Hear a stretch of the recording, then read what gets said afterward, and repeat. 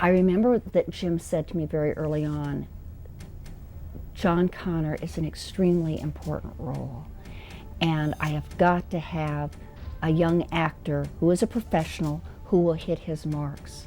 I cannot be working with a new kid. I can't do it.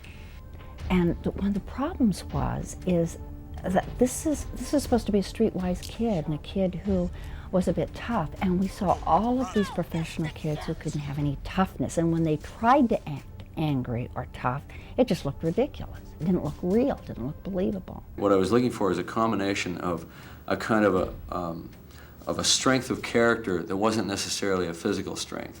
I didn't want him to be just some little jock kid that looked like he could handle anything. He had to have a quality that needed protecting. This was in the summertime, and one thing that I ended up doing was going to camps, motocross races, and then we decided we would start looking, in addition to theaters, at some kinds of organizations like Boys and Girls Clubs. And it was at that point that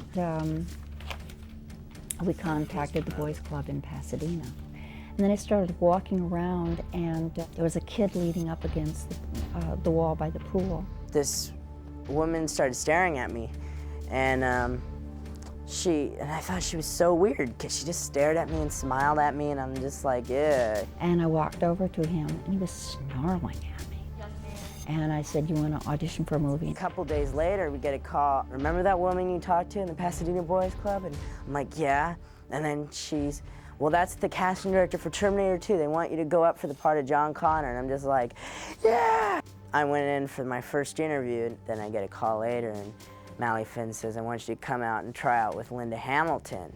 So I went and tried out for it again, and got really bashful and kind of shy, and I didn't do so well, and I almost got written off the list. It was exactly what Jim was afraid of, that he couldn't repeat things right away. It was terribly difficult.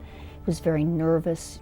Mally kept fighting for me, and she said, just give him one more chance, and I got an acting coach. We found this wonderful man, Mike Muscat, who came in and worked with Eddie for a while, and we brought him back. He came in and did the scenes again. I went in for my final interview, and I was really nervous. I looked around, and Jim's just like, you know, I could just see the look on people's faces, and then I just kind of just brightened up and did the part, and Jim lifted his head from his hands, and I left.